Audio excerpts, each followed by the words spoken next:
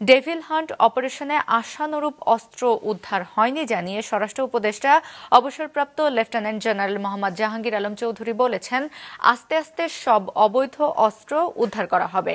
সকালে গাজীপুরের Safipur answer VDP একাডেমিতে আনসার ও গ্রাম প্রতিরক্ষা বাহিনীর ৭৭তম প্রতিষ্ঠাবার্ষিকী ও ৪৫তম জাতীয় সমাবেশ উদযাপন উপলক্ষে আয়োজিত অনুষ্ঠানে সাংবাদিকদের প্রশ্নের জবাবে এসব কথা বলেন। এ সময় আনসার বাহিনীর কার্যক্রমের প্রশংসা করেন উপদেষ্টা। অনুষ্ঠানে ভালো কাজের স্বীকৃতির জন্য ১৫৬ জন কর্মকর্তা কর্মচারী ও সদস্যদের আনসার ও ভিডিপির বিভিন্ন পদকে ভূষিত করা হয়। আওয়ামী লীগ নিষিদ্ধ করা নিয়ে এক প্রশ্নের জবাবে তিনি বলেন, এ নিয়ে কোনো সিদ্ধান্ত হয়নি। পরে তিনি কুটির শিল্প প্রদর্শনী ঘুরে দেখেন।